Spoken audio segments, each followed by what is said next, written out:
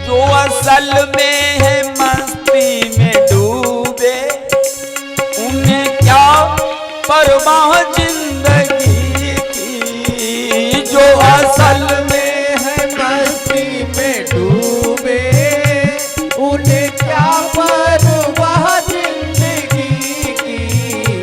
जो उतरती है चढ़ती है मस्ती, जो उतरती है चढ़ती है मस्ती, वो हकीकत में मस्ती नहीं है। ये तो प्रेम की बात है रूठो, बंदगी तेरे बस की नहीं है। ये तो प्रेम की बात है रूठो, बंदगी तेरे बस की नहीं है। ये तो प्रेम की बात है उधो, बंदगी तेरे बस की नहीं है। यहाँ सर्द के होते हैं सौदे, यहाँ सर्द के होते हैं सौदे। आशिकी इतनी सस्ती नहीं है। ये तो प्रेम की बात है उधो, बंदगी तेरे बस की नहीं है। ये तो प्रेम की बात है उधो, बंदगी तेरे बस की नहीं है। ये तो प्रेम की बात है उधो।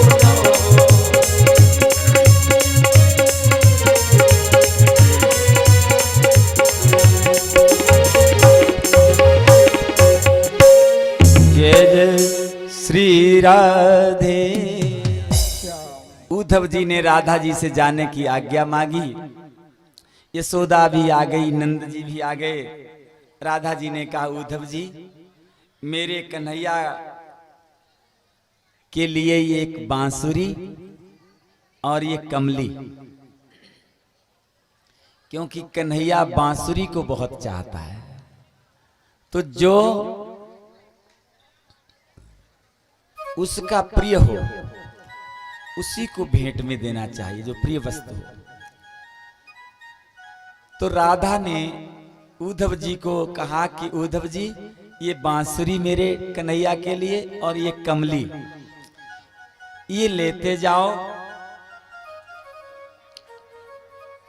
और उद्धव जी मेरे कन्हैया को माखन और मिश्री बहुत अच्छी लगती है, ये भी उसके लिए लेते जाओ। ये उसे दे देना उद्धव जी, लेकिन मेरा नाम मत बताना। ये मत कहना कि ये राधा ने की, उसे दे जरूर देना, लेकिन मेरा नाम मत लेना। यह है प्रेम की पराकाष्ठा, ये सच्चा प्रेम, ये एकात्म। उद्धव जी ने बार बार प्रणाम किया और कहा, मैं कन्हैया को अवश्य लेकर के आऊंगा, जरूर लेकर के आऊंगा। बार बार प्रणाम करके उद्धव जी वृंदावन को और राधा को प्रणाम करते हुए कन्हैया के पास पहुंचे और कहा, कन्हैया तू बड़ा निष्ठुर है, बहुत निष्ठुर है तू। कन्हैया ने कहा, उद्धव जी अरे क्या हुआ, तुम हमारे पास थे तो कुछ कहते थे, अब वृंदावन से आए तो हमें निष्ठुर कहने लगे, क्या हुआ। उद्धव जी ने कहा, कन्हैया मैं बनने तो गुरु गया था, लेकिन कन्हैया मैं राधा का शिष्य बन करके तुम्हारे सामने आ गया हूं। धन्य है वो राधा, धन्य है वो राधा जिसका नाम कन्हैया स्वप्न में भी नहीं भूलता है, स्वप्न में जिसे बुलाता है। धन्य है ठाकुर। इस तरह उद्धव जी के ज्ञान का अभिमान समाप्त हो गया। नष्ट हो गया।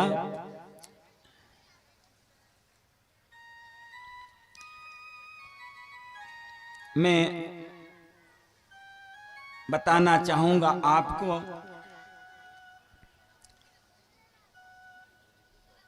जिन पर हमारे ठाकुर की कृपा की बरसात प्रारंभ हो चुकी है,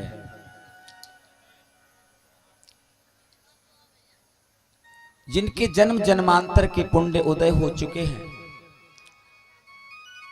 जिनके जीवन में कुछ बहुत बड़ा अच्छा होने वाला है, ऐसे परम श्रद्धेय इस श्रीमद् भागवत कथा ज्ञान यज्ञ के मुख्य आयोजक परम श्रद्धेय श्री अभिषेक जी श्रीवास्तव, जिनका की बीएल फाउंडेशन जो संगठन है, जो संस्था है, जो एक बहुत बड़ा कार्य अपने हाथ में ले रखा है, असहाय, निर्बल, निर्धन, उपेक्षित, वंचित, शोषित, गरीब, दिव्यांग, बच्चे और महिलाएं, ऐसे जो समाज की धारा से नहीं जुड़े, ऐसे लोग जो अनाथ हैं, असहाय हैं,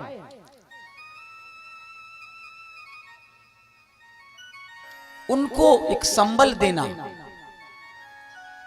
उनको राष्ट्र की मुख्य धारा में सम्मिलित करना, उनको समाज की मुख्य धारा में सम्मिलित करना, उनकी हर संभव मदद करना, बच्चों का सर्वांगीण विकास कर राष्ट्र की सेवा में एक सक्षम और योग्य नागरिक देना,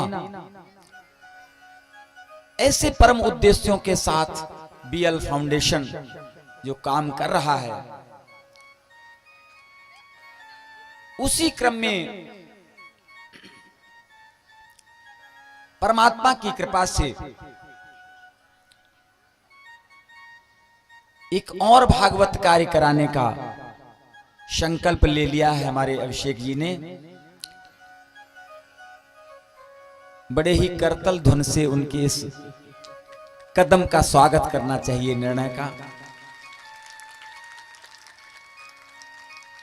इस बीएल फाउंडेशन द्वारा अगला कार्यक्रम जो है,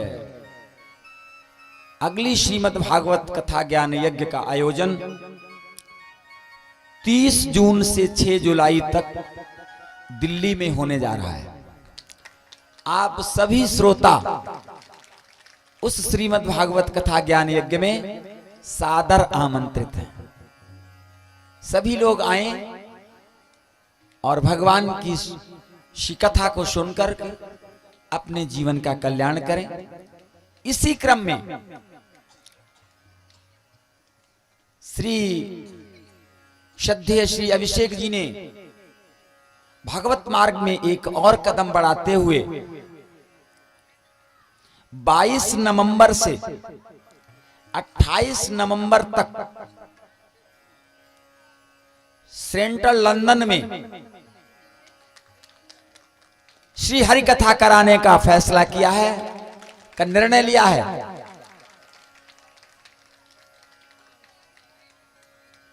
सभी लोग वहां भी आमंत्रित हैं।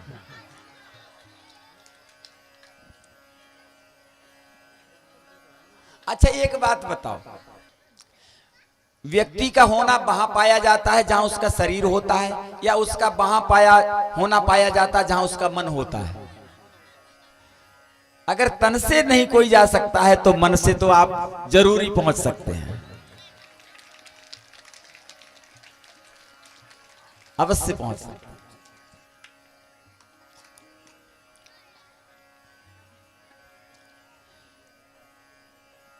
इस व्यासपीठ से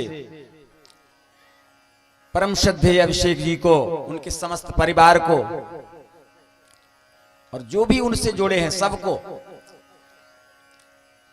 और उनको भी जिनकी कोख से ऐसा भगवत भक्त सुपुत्र जिसने उत्पन्न किया है, उस मां को भी कोटि कोटि साधुवाद, कोटि कोटि नमन। और उस पिता को भी जिसने ऐसे सुंदर सुसंस्कृत भगवत जो संस्कार देकर के अपने पुत्र को पुष्ट किया है, ऐसे पिता को भी कोटि कोटि साधुवाद। और ऐसी पत्नी को भी जिसने इन संस्कारों को, इन पुष्ट संस्कारों को और पुष्ट करते हुए और जिनको परिमार्जित किया है और बढ़ाया है, जिनको प्रमोट किया है, उस पत्नी नहीं बल्कि उस धर्म पत्नी को भी इस व्यासपीठ से कोटि कोटि साधुवाद।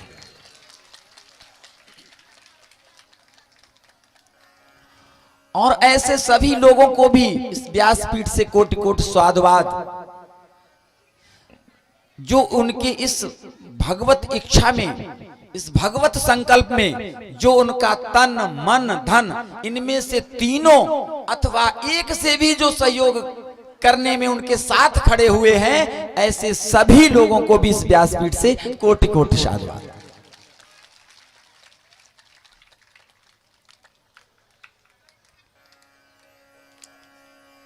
जय जय श्री राधे श्याम। उद्धव जी ज्ञान का संदेश लेकर के गोपियों के पास गए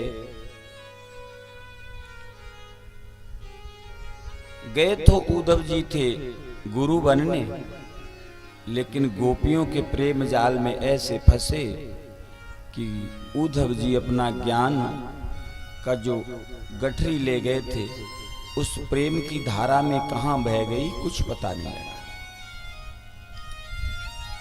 बनने गुरु गए थे और राधा जी के शिष्य बनकर के कन्हैया के सामने आ गए। कहने लगे, कन्हैया तू बड़ा निष्ठुर है। तो कन्हैया ने कहा, उद्धव जी एक बात बताओ, आप जब इधर से गए नहीं थे तब तुम भूल जाने की बात हमसे कह रहे थे, और जब गोपियों से मिलकर के आए तो हमें ही डांटने लगे। उद्धव जी ने कहा, कन्हैया प्रेम से बड़ा दुनिया में कोई नहीं है, प्रेम से बड़ा कुछ नहीं है।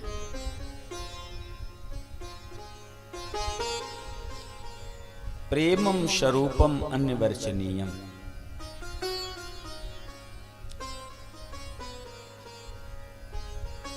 प्रेम को कहा नहीं जा सकता, जो बोला ना जा सके, जो वाणी में व्यक्त न किया जा सके, वही प्रेम है। और जो भी बोला जाए वो सब झूठ है, वो प्रेम नहीं है। प्रेम में, प्रेम की नौवीं अवस्था मूक है, कुछ भी न कहा जाए, वही प्रेम है। राधा ने उद्धव जी को बंसी दी, काली कमली दी, माखन मिश्री दी खाने के लिए, लेकिन मना कर दिया, उद्धव जी ये वस्तुएं कन्हैया को दे तो देना, लेकिन मेरा नाम मत लेना। ये प्रेम है। प्रेम में प्रदर्शन नहीं, जिसमें प्रदर्शन है वो प्रेम नहीं हो सकता।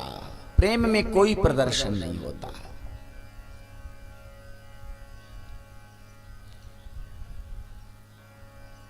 कन्हैया ने उद्धव जी के सर पर अपना हाथ रखा। उद्धव जी ने एक स्वरूप प्रभु का मथुरा में और एक गोकुल में देखा, एक यशोदा की गोद में देखा, तो दूसरा राधा के साथ देखा। उद्धव जी समझ गए कि प्रेम से बढ़कर कुछ भी दुनिया में नहीं है। अब भगवान कुब्जा के यहां जाते हैं। कुब्जा को वचन दिया था कि हम जरूर तुम्हारे यहां आएंगे, तो प्रभु कुब्जा के यहां गए लेकिन कुब्जा ने भगवान से भक्ति नहीं मांगी। ये कितना दुर्भाग्य है। भगवान जिसे मिल जाए, जिसके घर में भगवान जाए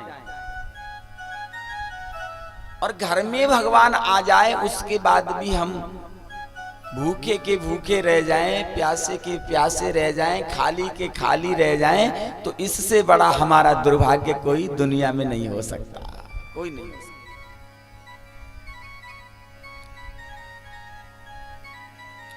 तस्य कामवरं दत्त्वा मानयित्वा च मानदः सहोदवेन सर्वेश स्वधामागं दर्शितम्। भगवान ने इच्छा पूरी की, कुब्जा की और अपने घर आए। भगवान अक्रूर के घर पहुंचे और कहा, धृतराष्ट्र लाक्षागृह में पांडवों को मार डालना चाहता है, जाकर के तुम उसका मन पता करो कि वो चाहता क्या है। अक्रूर जी गए और वहां 2 महीने रहे। अंधा वो नहीं है जिसके आंखें नहीं है, अंधा वो नहीं है जिसकी आंखें नहीं है, अंधा वो है जो आंखें होते हुए भी अन्याय करता है, जो जानबूझ के अन्याय करता है, जो जान करके भी अन्याय करता है, वो अंधा है। जिसकी आंखें नहीं है वो अंधा नहीं है। जिसकी आंखों में मोह और लोभ की पट्टी बंधी है, जो जानते हुए भी अन्याय करता है और कराता है, वही अंधा है। लेकिन प्यारे, जो इस अन्याय के द्वारा, जो अनीति के द्वारा, जो बेईमानी के द्वारा, जो छल के द्वारा, जो कपट के द्वारा जो संपत्ति एकत्रित करता है, जो समृद्धि प्राप्त करता है, वह अंधा तो है ही, लेकिन अपने विनाश का कारण भी है। दोनों। जो परमार्थ को छोड़ करके अर्थ के लिए कुछ भी करे, जो अर्थ के लिए कुछ भी करने के लिए तैयार हो जाए, वो अंधा है। जो परमात्मा को छोड़कर पदार्थों में आनंद को ढूंढे, वो अंधा है। और ऐसा अंधा अपने विनाश के साथ ही इस लोक में विनाश को प्राप्त कर अगले लोक में नरक प्राप्त कर। अच्छा, हम ये सब करते हैं अन्याय, ये चोरी, बेईमानी, छल कपट से, साठकट से जो हम ये संपत्ति एकत्रित करते हैं, ये किसके लिए करते हैं? पुत्रों के लिए, पुत्रियों के लिए, परिवार के लिए? कभी पूछना उनसे वो इस पाप में भागी है कि नहीं है? वाल्मीकि जी यही क्या करते थे? वाल्मीकि जी यही किया करते थे। एक दिन संतों ने मिल गए, तो संतों को पकड़ लिया और कहा जो कुछ भी है रख दो, सब रख दो। तो संतों ने कहा महाराज ये काम क्यों करते हो भाई? ये तुम छीना झपटी चोरी सब करते हो, ये किसके लिए करते हो? बोले हम अपने बच्चों के लिए, परिवार के लिए, सबके लिए करते हैं, उनका भरण पोषण करते हैं। तो वाल्मीकि जी से संतों ने कहा, वाल्मीकि जी जिसके लिए तुम ये सब करते हो, ये पाप करते हो, ये दुराचार करते हो, ये अपराध करते हो, कभी तुमने उनसे पूछा कि इसमें वो सहभागी है कि नहीं है? अरे वो सहभागी है कि नहीं है? जाओ पूछ के आओ, पहले तुम खूब करो लेकिन पूछो कि उसमें वो सहभागी बनेंगे कि नहीं बनेंगे। तो वाल्मीकि ने कहा अच्छा तुम छूट के भागना चाहते हो, इसलिए हमें तुम बहाना बना रहे हो। तो संतों ने कहा हम छूट के भागना नहीं चाहते हैं, अगर तुम्हें ये डर है तो तुम हमें वृक्ष से बांध दो और बांधने के बाद पूछ के आ जाओ। वाल्मीकि ने ऐसे ही किया, संतों को पेड़ से बांध दिया और जाकर के अपने घर पहुंचे। बोले एक बात बताओ कि जो हम ये सब छीना झपटी करते हैं, जो ये पाप और ये दुराचार करते हैं, हमें बताओ कि क्या तुम उसमें सहभागी हो कि नहीं हो। तो सबने कहा हमें क्या मतलब, हमें क्या मतलब, अरे तुम कहीं से लाओ, कैसे भी लाओ, लेकिन हमें खिलाओ, हमें कोई इससे मतलब नहीं, हम बिल्कुल सहभागी नहीं है। वाल्मीकि की आंखें खुल गई और वहीं से दौड़ते हुए आए, संतों को खोल दिया और क्षमा मांगने लगे।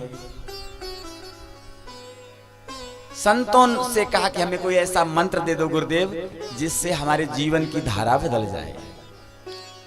तो संतों ने सोचा, अरे ये छीना झपटी करने वाला लुटेरा, इसे अगर हमने गुरु मंत्र भी दे दिया और ये पाप करता रहा तो जो शिष्य पाप करता है उसका पाप भी गुरु को लगता है, तो अब हम ये काम भरेंगे। इसलिए ऐसा करो, इसे उल्टा मंत्र दे दो, ये जपेगा जपेगा, नहीं जपेगा तब भी कोई बात नहीं। तो राम मंत्र देने वाले थे गुरुजी, लेकिन ये समझ करके ये लुटेरा है, ये छीना झपटी करने वाला है, इसलिए इसको ऐसा ही मंत्र दे दो, कोई बात नहीं, करेगा तो करेगा, नहीं करेगा तब भी कोई नहीं। तो वाल्मीकि जी ने पूछा, महाराज हमें कोई ऐसा मंत्र दे दो जिससे हमारे जीवन की धारा बदले, हमारा कल्याण हो। तो संतों ने कहा जाओ तुम मरा मरा जपने लगो, राम की जगह मरा मरा जपने लगो। लेकिन संतों को क्या पता कि मरा अगर 3 बार कहो तो वो राम बन जाता है, 3 बार कहो तो राम बन जाता है।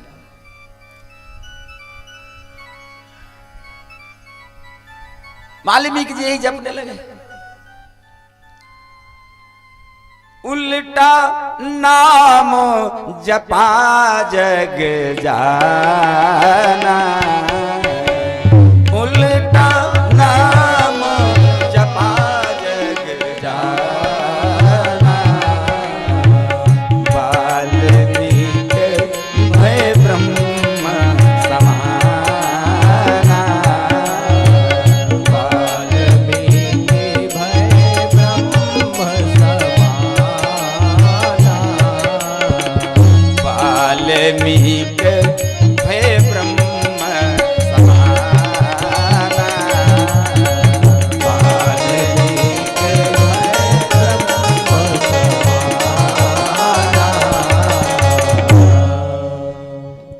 नाम जपते जपते राम राम निकलने लगा।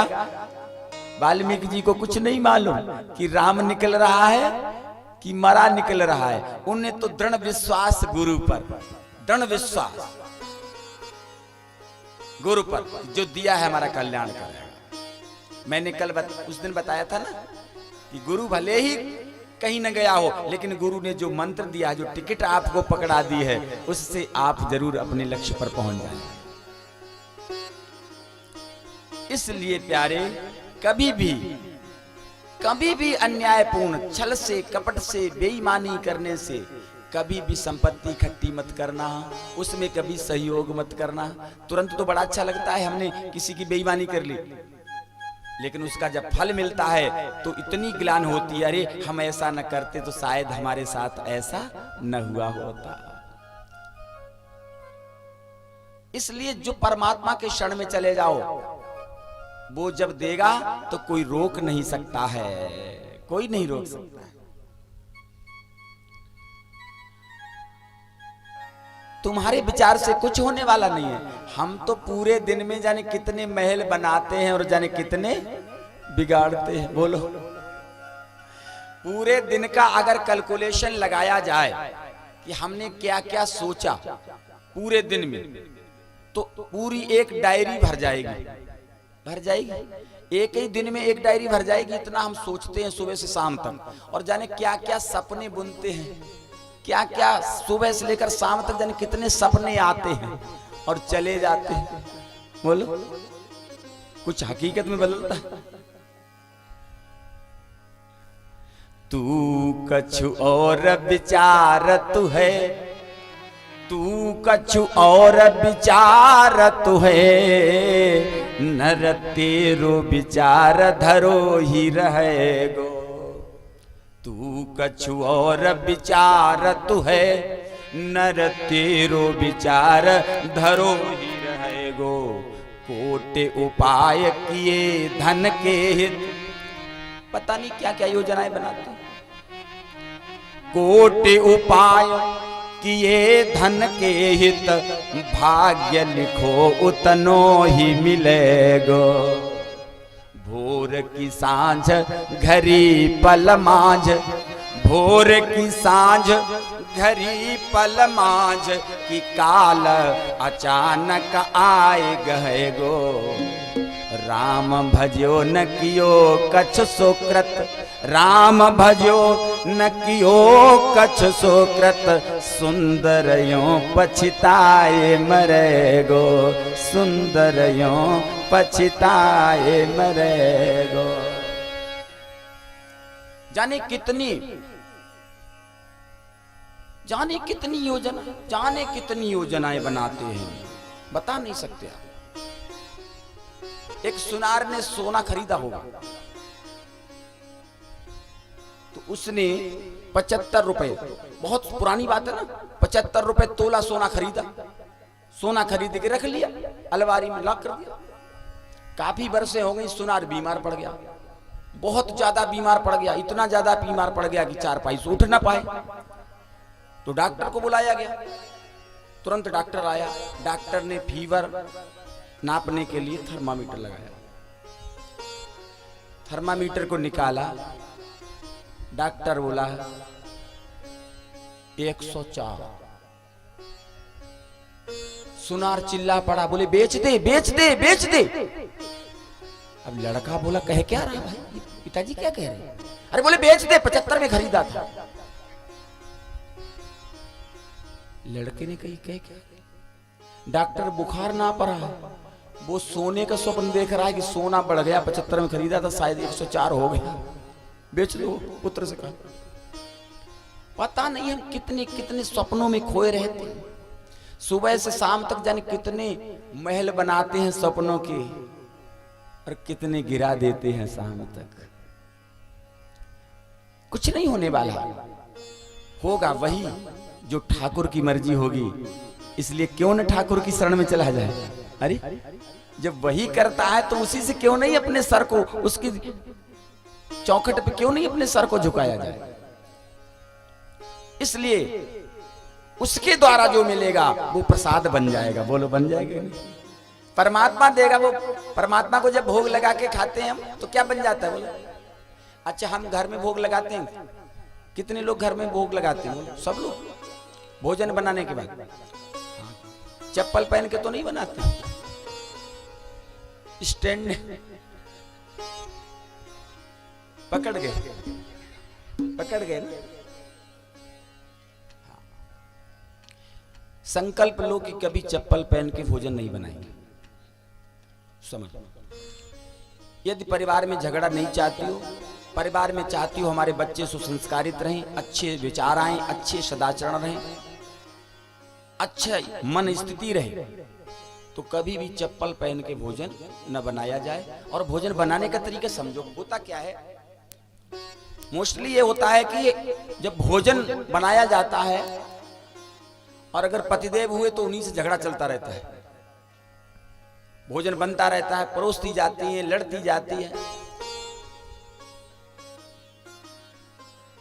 अच्छा एक बात और है, आपकी नहीं होगी, मैं और लोगों की बता रहा हूं। जब भोजन करते ना पतिदेव, तो जितनी घर की समस्याएं हैं उस भोजन के समय ही बताई जाती है।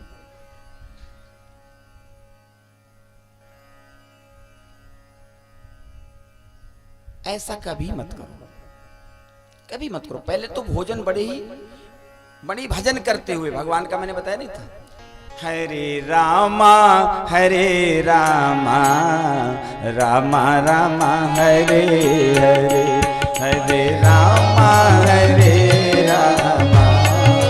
रामा रामा हरे हरे, हरे कृष्णा कृष्णा कृष्णा हरे हरे, हरे कृष्णा कृष्णा कृष्णा कृष्णा हरे हरे, हरे रामा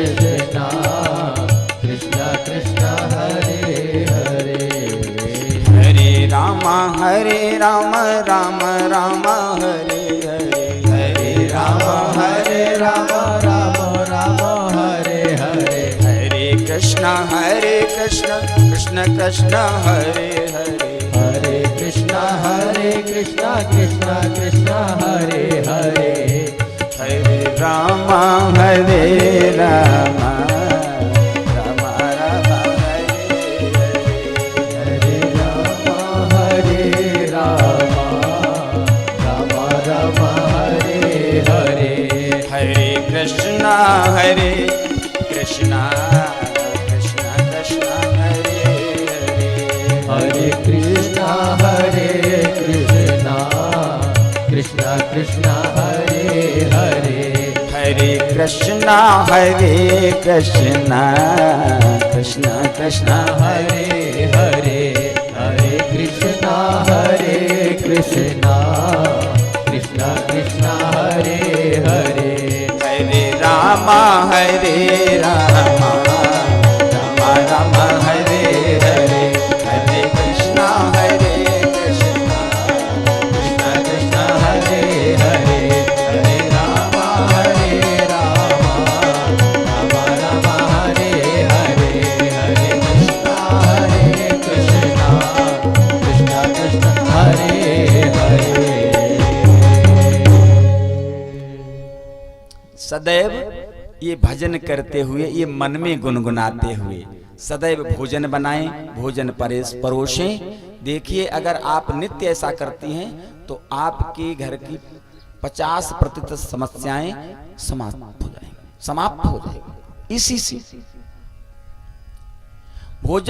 भजन करते हुए बनाएं, भजन करते हुए परोसें और भजन करते हुए मन में सारा कार्य करें। घर में अतिरिक्त समय की कोई जरूरत नहीं। कोई घर पे आता कभी कभी डायरेक्ट पूछने लगते हैं, हाँ भाई बताओ कैसे आया, हाँ बताओ कैसे आए। कोई घर में आया पहले बिठा लो, जल पिलाओ। जब जल पिलाने के बाद बैठ जाए तब उससे उसकी कुशल क्षेम पूछने के बाद उससे पूछो आने का कारण। कभी डायरेक्ट सीधा नहीं। इसलिए जितने अच्छे संस्कार, जितना अच्छा वातावरण घर में आप देंगे। गृहस्थ भी एक आश्रम है, 4 आश्रमों में गृहस्थ आश्रम सबसे बड़ा है, लेकिन हम इसको अपने कर्मों से इसको बिगाड़े हैं। इससे बड़ा कोई आश्रम नहीं है। सुधार की जरूरत है, बस विकृति को दूर करने की आवश्यकता है। इसलिए प्यारे, धन को कभी भी अन्याय पूर्वक एकत्रित न करें और समझें कि हम आए हैं, जैसे वैसे ही हमें जाना है, कुछ भी नहीं ले जाना है। सोचो जरा, करो मन में विचार, सोचो जरा करो मन में विचार, मानुष जन्म नहीं हर बार, क्यों तू आया है इस संसार में, क्या तूने पाया है इस संसार में, क्या है इस संसार में।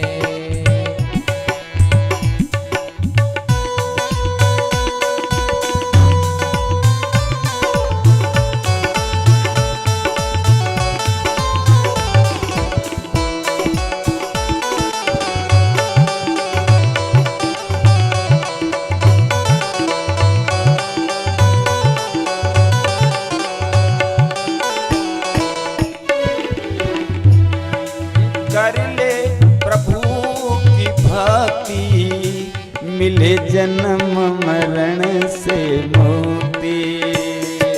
कर ले प्रभु की तू भक्ति, मिले जन्म मरण से मुक्ति।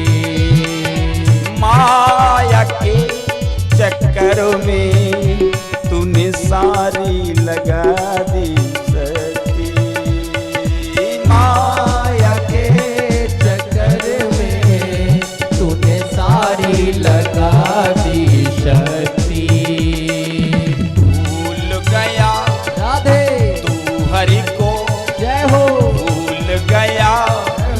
तू हरि को हीरा जन्म गमाया है तूने बेकार में। सोचो जरा करो मन में विचार मानुष जन्म नहीं हर बार क्यों तू आया है इस संसार में क्या तूने पाया है इस संसार में।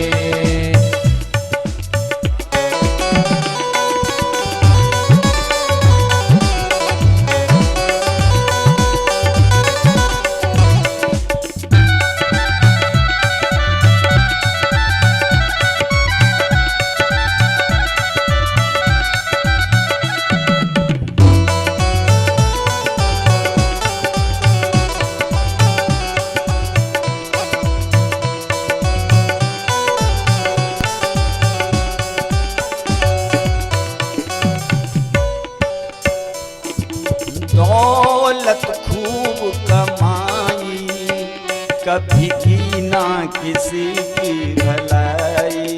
दौलत तूने कमाई की ना कभी भी भलाई।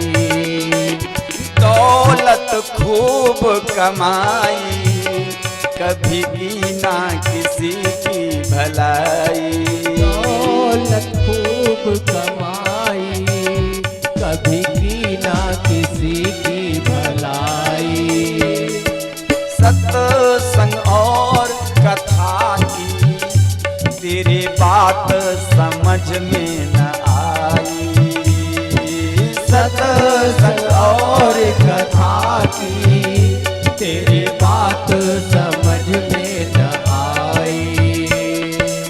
व्यस्त रहा राधे मस्त रहा हरि बोल। व्यस्त रहा मस्त रहा सारा समय कमाया है